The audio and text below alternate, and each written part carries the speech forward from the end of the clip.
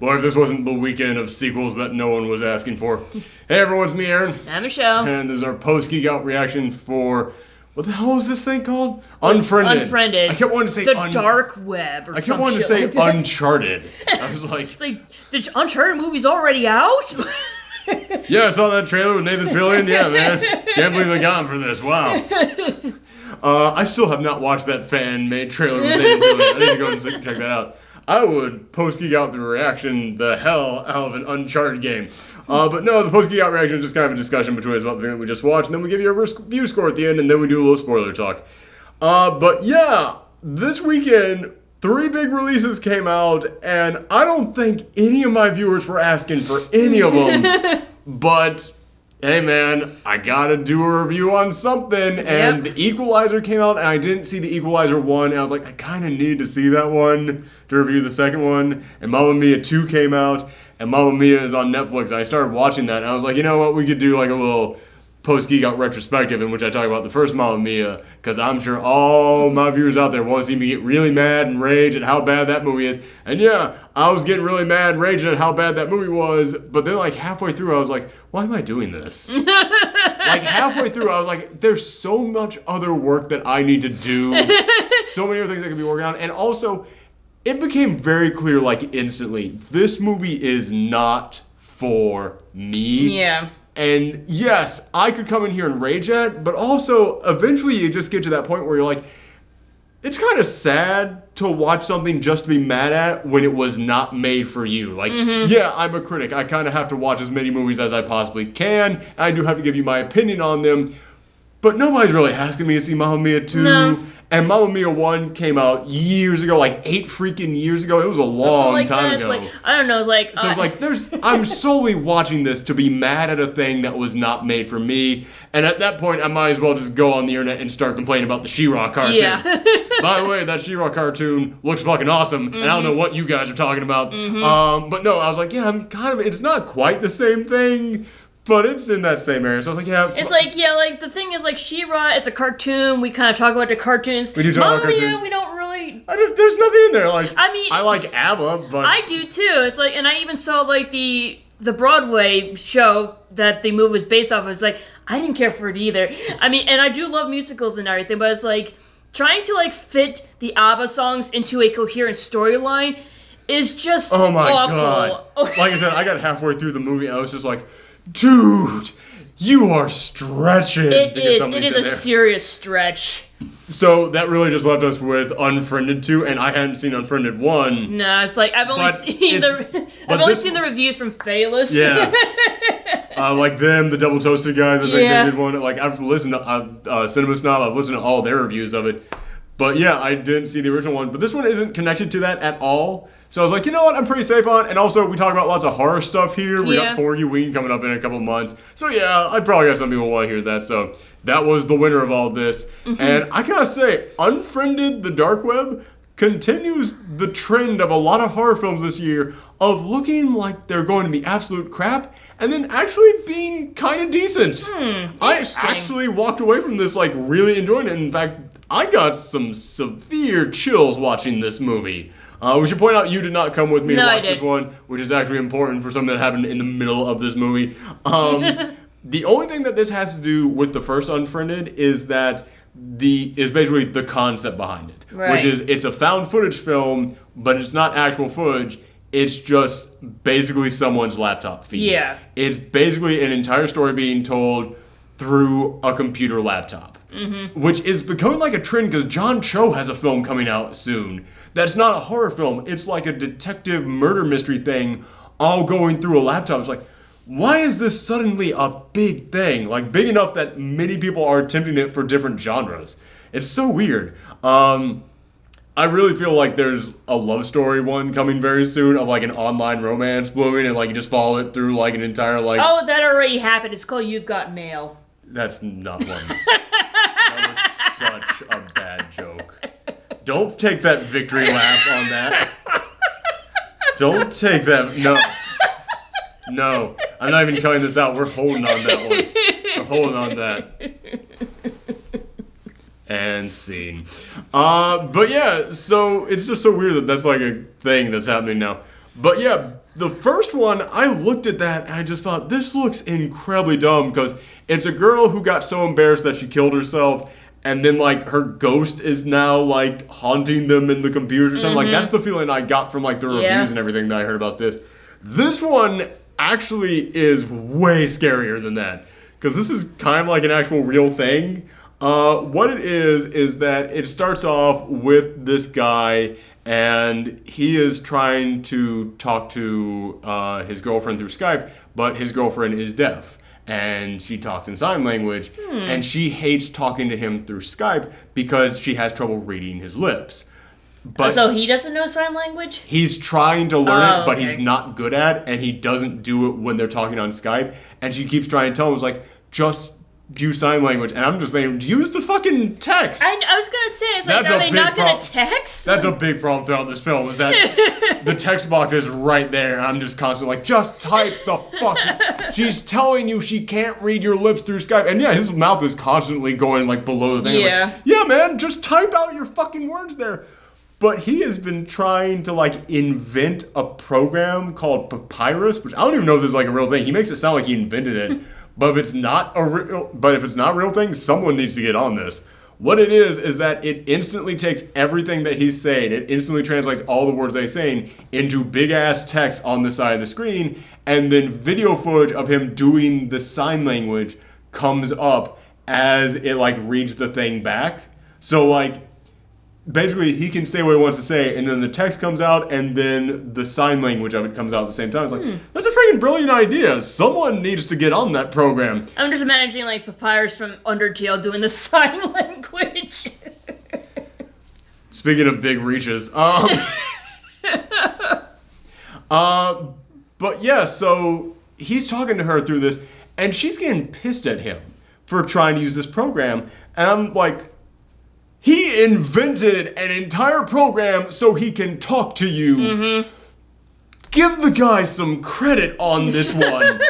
But so it automatically kind of starts off with me looking at, I think your name is Maya. It was something like that. You weren't there and you're the one who remembers everyone's names. But it instantly starts off with me kind of looking over at Maya, just kind of like, why are you mad at him? He invented an entire computer program just to be able to communicate better with you. But as the story goes along, it does kind of get revealed that, and this isn't that big of a spoiler, but it kind of gets revealed that she's just like, I just want you to learn sign language, and he apparently went to a class for sign language and immediately quit after like one visit and then started working on this program, and she's like, don't fuck it, like, just sign. And when it got to that point, I was like, I actually kind of understand her, because it's one of those things of like, okay, I kind of want you to do this with the dishwasher, and then you come back and like it's a brand new dishwasher with like 900 other programs in there that you don't need, and it's like, just fix the fucking dishwasher. That's why do you do all this? Like, it's kind of like one of those things. It's like, we didn't need all this crazy shit. I didn't need you to dedicate massive chunks of your life and disappear for days on end working on this side project. Just do the thing. That's all. I was like, oh, you know what? She actually kind of has a point on this one. I can kind of see that. But after it opens up with that, and she basically says, like, I don't want to talk to you right now, and they go offline, he logs into Skype with his friends, and they have a weekly game night that they do on Skype. They basically play Cards Against Humanity with each other. I've done that before. But here's the thing. He is using a stolen laptop. Oh. The laptop, he found it at and again, this is stuff that does get revealed as it goes along, because it starts off with him saying, oh yeah, I bought this on Craigslist. But as it goes along, it gets revealed he did not buy this on Craigslist. He actually works at an internet cafe. And again, these are things that get revealed, but they're not big spoilers. I'm not giving you any of the big stuff, so you're still fine. He works at an internet cafe, and his old laptop had been dying on him constantly, and he really wanted to get this computer program working so he could communicate with his girlfriend. And there had been this laptop just sitting in Lost and Found for a couple days at the internet cafe he works at, and eventually he's like, you know what, fuck it, and he just takes it. And yeah, it's running great, but it keeps crashing every now and again. And is it haunted? No. But the reason why is because the hard drive is 99.7% filled. And yeah, you have a hard drive that filled, it's gonna just keep crashing over and over again. But the files are like unseen, like they're invisible. he can't see these files. He just sees like 99.7% of my hard drive is in this one thing. I can't see what's in there. So while he's playing game night, he's also like chatting with someone like, hey, how do you do this thing? Do this thing over here. And so he just keeps doing this. And eventually he is able to open it up. And it's all these video files. And he starts like slowly like delving into what these video files are. But also the computer is instantly logged in to Facebook under this other guy's account, under the previous guy who owned it, under his account. And he starts getting these messages on that guy's Facebook account. And even when he logs out of that guy's Facebook account, he starts getting messages on his account now from someone else.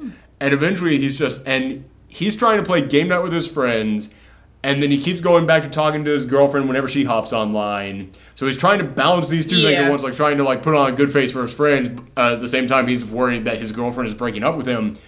But then someone just keeps popping up. Who the fuck is this? Who is using this? I know this isn't you. Who is this? Who's using his account? Just over and over again. And finally it's just like, I don't know. Who the fuck are you? And then it's like, I know that you're not. I think his name was like Noah or something like that. Actually, I have a real easy way of looking up who this character's name is. Because there's actually a twist about what his name is. And it's actually a damn good twist. I will not reveal that one until the end. Nora, that's the guy's name that is on the account. Nora C. the Fourth. And this person keeps sending Facebook messages to them over and over and over again. Just, I know you're not Nora. And he's like, oh yeah, how do you know? Because I'm Nora. It's like, well, it says that you're Emily. Emily's a friend of mine. I'm over at their place right now. Who the fuck is on my account right now? And it eventually becomes a thing of like, oh, you crossed the wrong dude. And slowly he like starts sharing the video files and like all the messages that he's getting with his friends there. And suddenly they start delving into the messages and they see, oh, they're like kidnapping people and murdering them. Oh. Yeah. Have you even seen the trailer for this thing? Like, I only saw it once, and I was just, like, so disinterested because it looked so dumb that I didn't even, like, pay attention. No, yeah, this is, like, it isn't any kind of, like, supernatural thing with this one. It is no, you crossed the bad people. This is a bad, bad man who you stole this laptop from, and he wants it back. But they start like opening up other programs in there to try and figure out who these people are. Like, who are they kidnapping? Where could they possibly be? Because a lot of them have like accounts. I mean, not accounts, addresses. Yeah. So it's like, okay, maybe we can like figure out who these people are. So they start like researching all this stuff. And eventually they open up this program.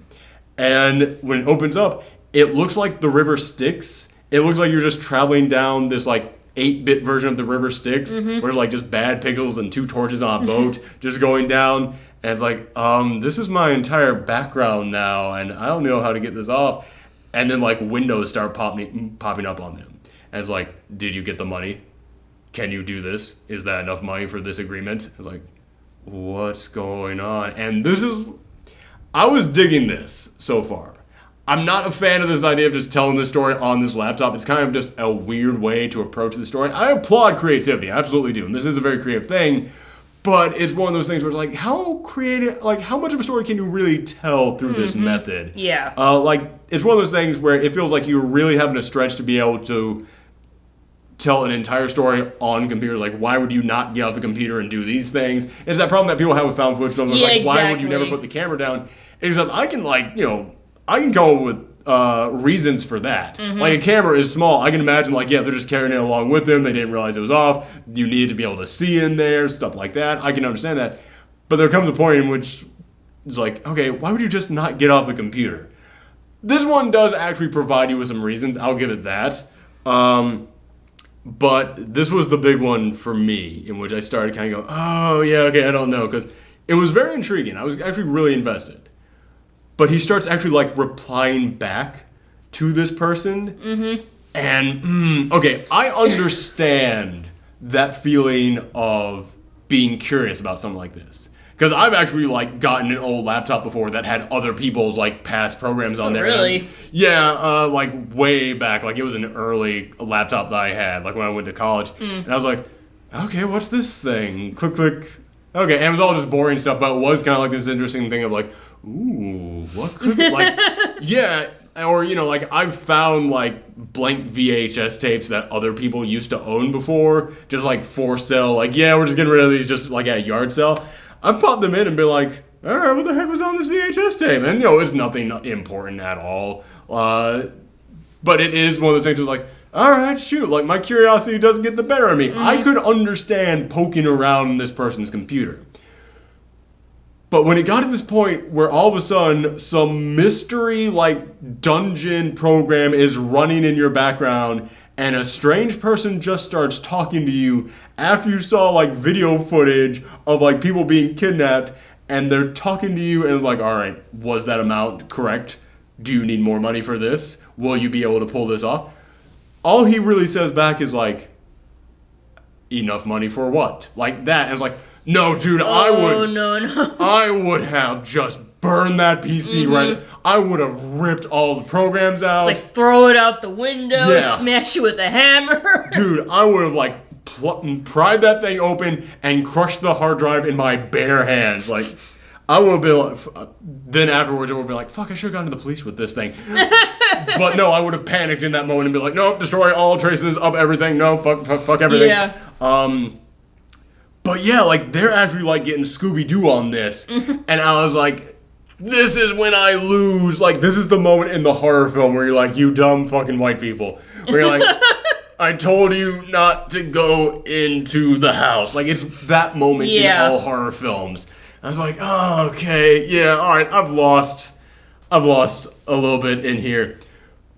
But yeah, then it starts to go nuts. Because it gets to that point in which after they've gotten to this point, and you've got the real Nora there, like, just constantly sending them messages. And it's like, okay, you need to do this, you need to do this, you need to do this. And, like, he pops up at his girlfriend's house, like, while they're on Skype. And you see him, like, attack his girlfriend's roommate and, like, throw her in the cellar. Oh, jeez. Yeah, and he gets on there, and he, like, holds his phone up to the Skype camera, and it's this guy's laptop view. Like, it's basically just like the view from this guy's Skype. And it's like, so in other words, he's got his laptop on his phone right now. It's like, how about just leave my girlfriend alone, just leave it all alone. It's like, your girlfriend doesn't even know that I'm here. You need to convince her to come and see you right now. I will follow her. When I get there, you will give me the laptop, and I will leave forever, and we will never speak of this. However, if your friends find out about this, if your girlfriend finds out about this, if you call the cops, I will kill everyone, and you'll never see it coming. And I was like, that's actually pretty creepy. And he, like I said, one of my big problems with something like this is, why would everyone just remain on the fucking laptops? He tells them, if any of you leave the laptop, if any of you get off camera, you're dead. That's it. So you need to convince them to stay. And this is after all of them have seen the video footage, and he has to come back on there and be like, it was a game, it's game night. I've told you I've been working on a program. This is a horror game I've been working on. It's like a social experiment thing of like, what would you do if you saw this?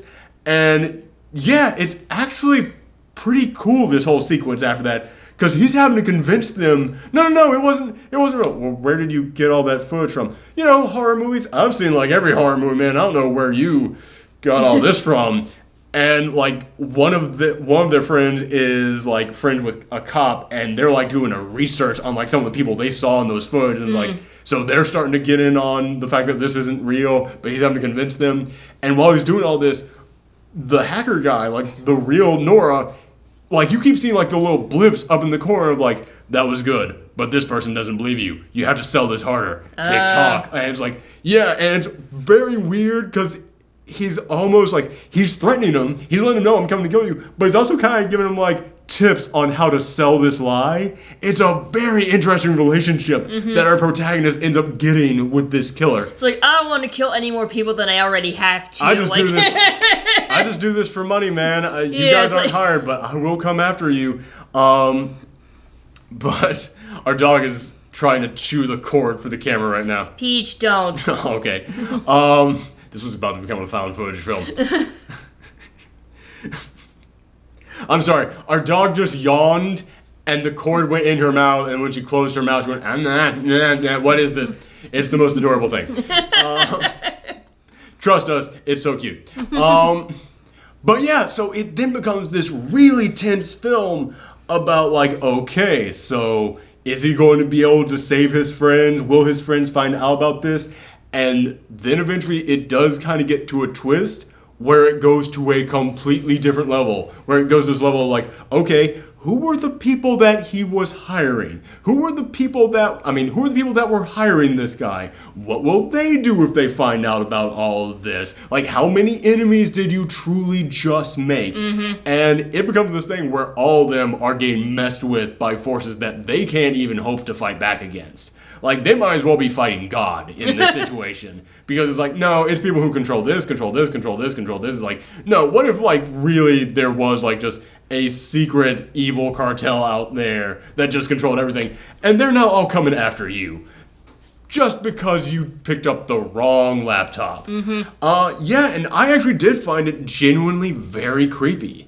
And I wasn't the only one. Our audience, when this movie began, there was a group of like college kids in there, and like as soon as the lights dimmed, like none of them were even saying anything, and as soon as the lights dimmed, one of them just yelled at the top, was like, "You guys, be quiet, the movie's starting, it's a scary movie." And it's like, you can tell he was doing it just to make his friends laugh, and I was like, motherfucker, do that outside.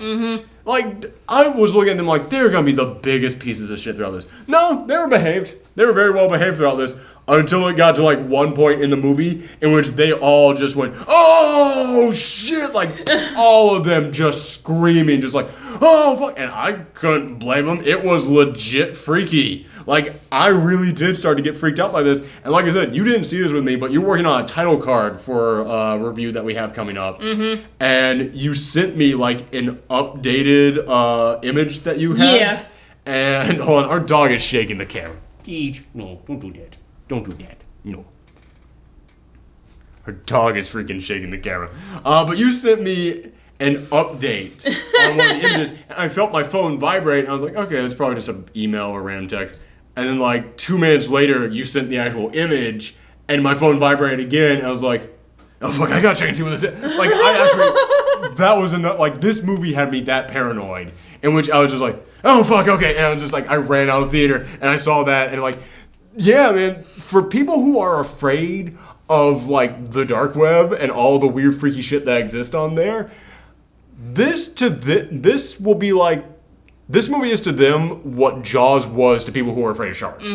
Like, yeah, because I had that brief thought in my mind of, like, what if I open this up and it's just, like, someone has, like, broken in, there's just, like, a photo of, like, you, like, knocked out in the apartment or something. Like, no, it's just you sending me, like, a photo of Dark Souls. Here's that Dark Souls review title card that you want. I'm sorry if I made you miss anything. No, you didn't. You're fine. But I was like, no, I gotta fucking check this. But yeah, like that's I thought like I knew you were still at the theater, but I thought you wouldn't check your phone until like after. No, I understand. So I'm saying that's how effective this movie is. Is that, yeah, this movie is able to get under your skin. Like, it's able to make you paranoid and start being like, oh, fuck, like, who's behind me at this moment now? That's what the entire film is supposed to be about, and I gotta admit, it really does work. And there are some really nice little twists in here. The only real problems I have with it are, like I said, it does hit that level of stupid, which is like, no, shut the fucking, no, this is when things get bad. Close this program out, get the fuck out of there, stop it now. And then there's also another thing that the guy does later on, and it's a really stupid move, but he does it to try and be a hero. So I gotta give him credit on that, but he ends up fucking things over so much worse. But beyond that, I actually like all the characters in here. They're all acting their asses off. I gotta give them a lot of credit on that. I mean, the protagonist in here, he is working up them tears at moments. But all of his friends, there's one guy who, he's a YouTuber, and he's just like some conspiracy nut douchebag. Kind of remind me of me. This guy is, if I didn't make a pop culture YouTube channel, this is kind of what I'd be doing. I looked at him and was like, yeah, you're the dark path of me. You're where I probably would have wound up. Like, he was kind of annoying. I gotta say, yeah, they went way overboard with that guy. But But then, like, there's two other people there who they just got married and they get into their relationship in here. It's like, oh, shoot, that's actually pretty touching. There's another guy in there, which he's just a smart guy, but you need a smart guy to explain all this technical crap. Mm-hmm. He's actually, like, believably smart, and he's actually one of the better characters in here. So I actually like each of these guys. My one big problem, though, and the thing that really does bump this down, is the quote-unquote villain of the film. Because every time that he gets on camera, or every time that he gets into like a room, things start glitching on the screen. Just and like whenever he like comes up behind someone, he's just like full pixelated, or like the glitches are even like heavier over him. Like he's just a walking like Minecraft figure, just like just nothing but digital blocks everywhere over this guy. And I was like, that's when you kind of get into like a supernatural thing. Yeah. And the thing that works about this is that it doesn't feel supernatural. Is that it is playing on that fear of like, hey man, fuck, what if like a serial killer who controlled the internet came after you? Like it's that fear. But when this guy actually pops up, it's like, no, you're a ghost. Yeah. And that really is stupid. Plus, like, there's a few decent jump scares in here, like when a text bubble pops up, I'm like, who the fuck is this? Like, things like that. It's like, okay, that's actually pretty scary, because it's not like just going, blah, in your face. Yeah. Like, it's a much smaller thing. And there's one decent jump scare where, like, the screen goes black for a second, and then when it comes back, there's a thing there. It's like, oh, fuck. That one's actually decent. But because this guy is just nothing but static and crackle and pops and, like, just cubes popping everywhere, he's nothing but a walking jump scare. Because it's not just like he's walking around as like a stack man. It's just like... Oh. And man, that's so annoying. And like the static is so loud that it's just irritating.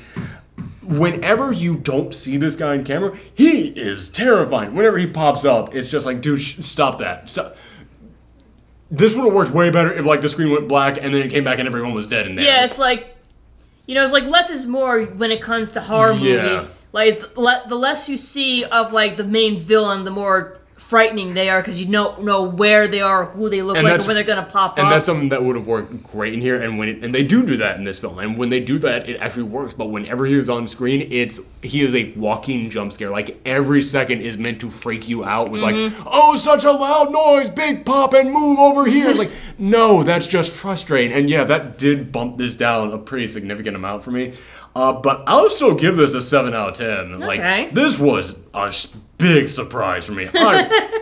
If you are a horror fan, and especially if you're a fan of found footage, and the idea of a Skype found footage film doesn't just seem stupid to you, because I'll admit, even though this movie pulled it off, I still kind of have problems with it. Like, it's one of those like, all right, you did it, but I'm not okay with other people doing it yet. Like, I gotta see like 3 other movies do this until I'm willing to accept this as a concept. But yeah, they were able to pull this off incredibly well. And if you are a fan of found footage films, I'd absolutely say check this out.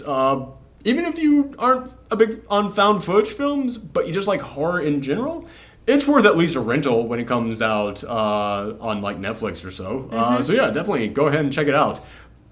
But again, if you're not into horror, it's, you know, horror's one of those things where it's like, I don't need to say if you're not into horror.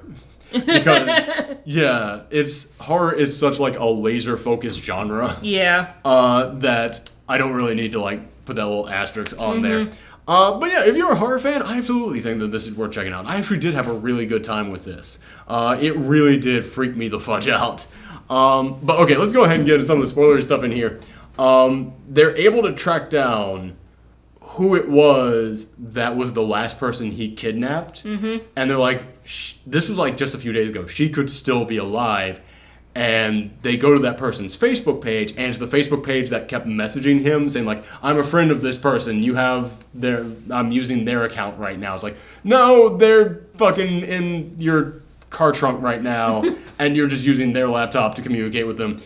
But they go back to that Facebook account and they start scrolling down, and when they scroll down at the wall, it's nothing but, we miss you, candlelight vigil being held at this time, this is her father, if anyone knows anything, please contact. So yeah, she was the person that was kidnapped. And it's now at that point in which his friends know that something is up. And the girlfriend is on the way to see him. And this guy is following them, and all he has to do is just wait till the girlfriend gets there, hand over the laptop, but he sees how this guy's being paid. He's being paid by bitcoins. And he has got like $10 million worth of bitcoins in his account. Our protagonist, knowing that he can see his screen, creates his own Bitcoin account. And then, because that guy was automatically logged into his Bitcoin account already, he then goes into that guy's account and transfers all the money from his account into our protagonist account. And then when the guy like messages him and says, "What the fuck are you doing?" Like, he actually gets, like, this is the first time we actually hear this guy speak. He actually like pops open like a little video chat bar, and like his face is all pixelated and it's all like distorted voices. And it's like, "So what the fuck are you doing? Why did you do this?" Like that kind of distorted. Yeah. And then he goes, "Listen, you bring my girlfriend back to me, I will give you the laptop, and then you leave us alone. But if you want this $10 million back, you return Emily. You get her back alive." And I was like, this seems like an incredibly dumb thing to do, but you're doing it for heroic reasons. You're doing it to try and save a person's life. So I gotta give you credit on that. I gotta respect you on that, man. Okay, I got you. But it was still like, no, dude, this is just gonna cause problems.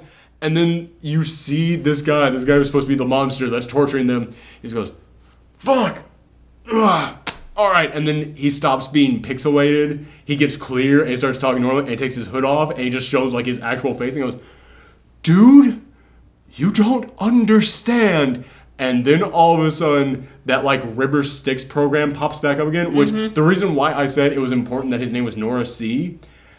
Like I said, they've got a smart friend, and he's the one like helping them like look into all this stuff. And he's the one who, when he initially saw like the 8-bit like little river thing, he said, "It looks like the River Styx." When he saw this guy's account, he goes, "That's a fake name."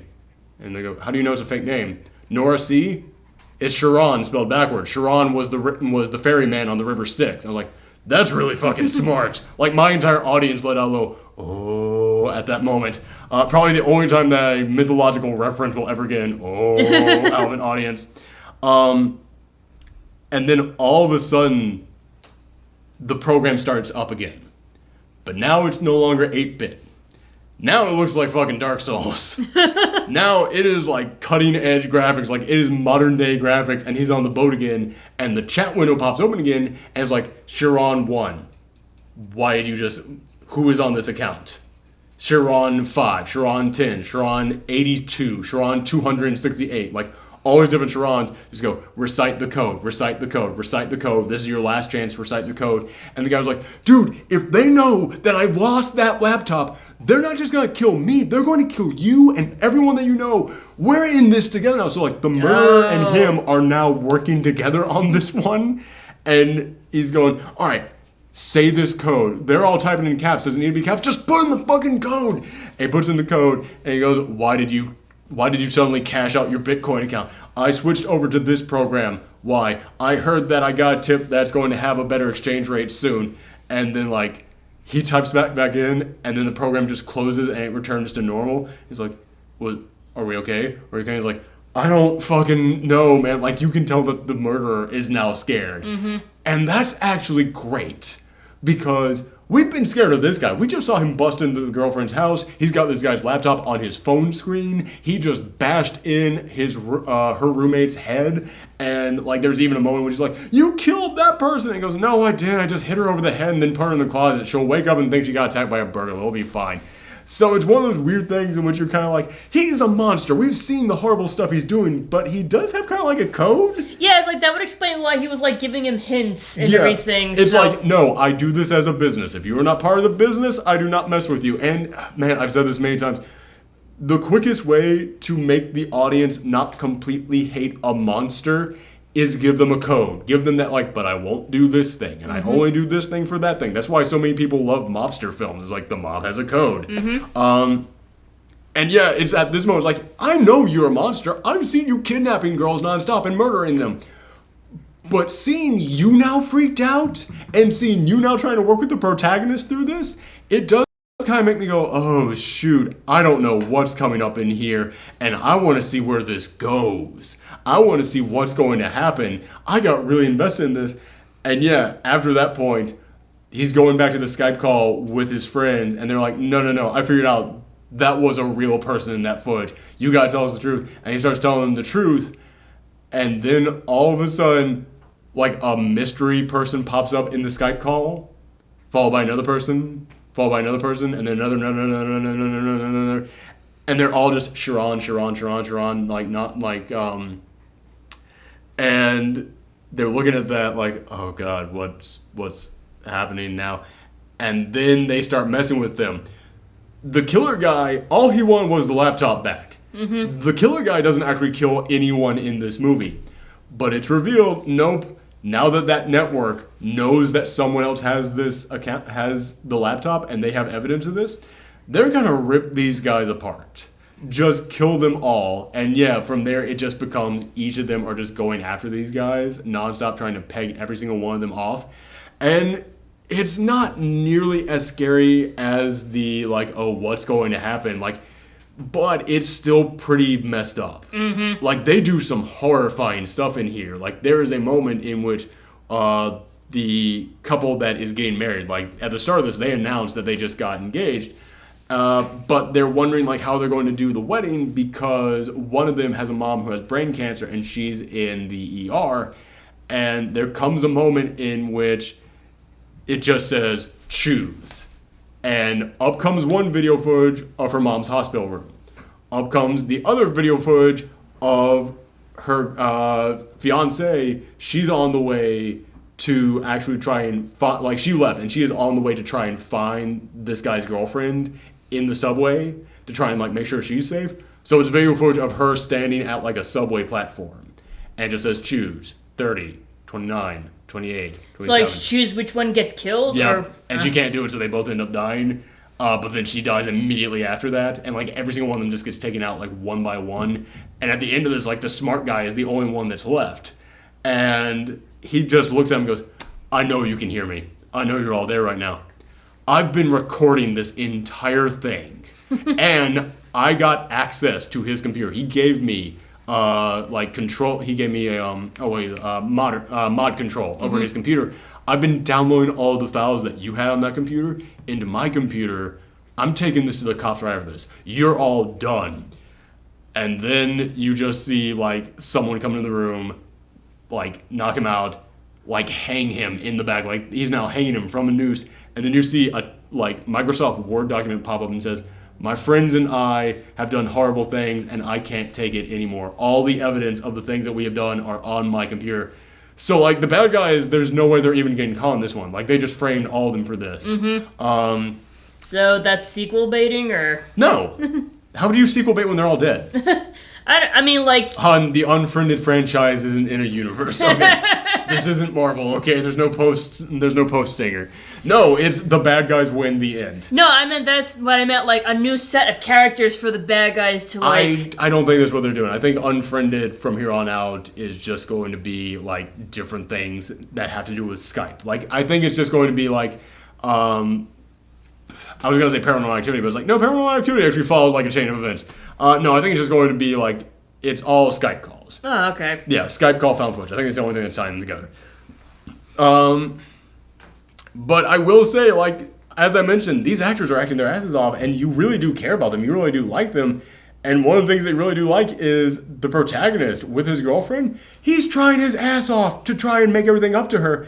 And he is breaking down and telling her all these things. And there comes one moment in here in which I thought, that is a brilliant way to save the day.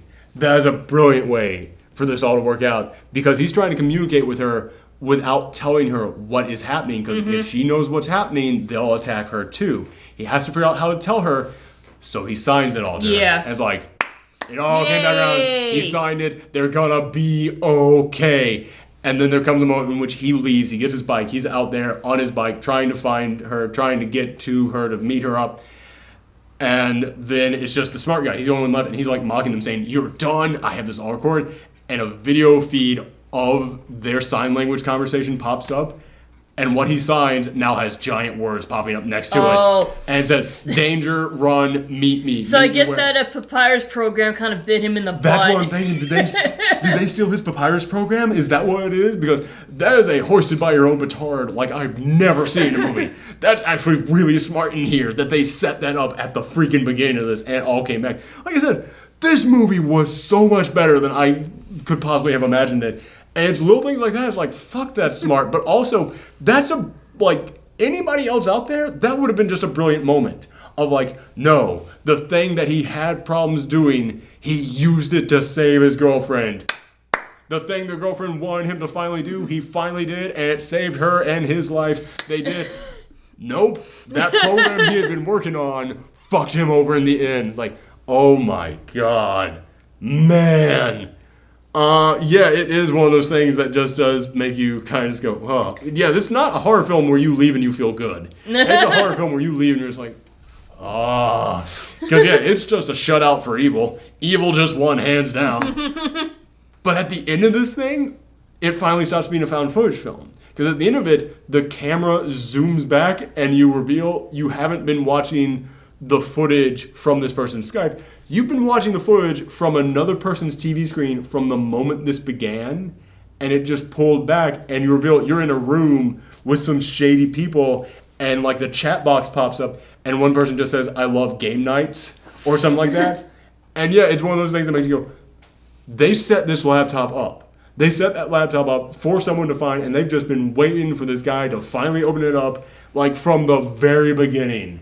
They were planning on fucking with this guy. Like, they knew, like, there was no, like, oh, you transferred the money over? Well, now we know that you did. Now we know it's not this guy's account. No, they knew from the very beginning. From the moment he hit power on that thing, they knew. They knew that was this guy, that this guy had this other person's laptop, and they just were messing with him from the very beginning. Yeah, it's a dark, pretty depressing horror film, but man, it does give you those chills. So yeah, 7 out of 10. It is a pretty freaking good time if you are a horror fan, especially if you aren't into supernatural stuff, but into more like the world's just really fucked up, and this kind of stuff actually is kind of out there. If you're one of those horror fans, this was made for you. So yeah, I still stand by giving it a 7 out of 10. Cool. But thank you guys very much. Next week, we've got some big stuff. Next week is the new Mission Impossible, which means we'll be doing another post-Geekout retrospective because we'll be going back and watching all the previous Mission Impossible films and giving you our thoughts on those. There's something else big coming out next week, so we'll be doing that one as well. But thanks for tuning in, everyone. Come back next time. Bye. Bye.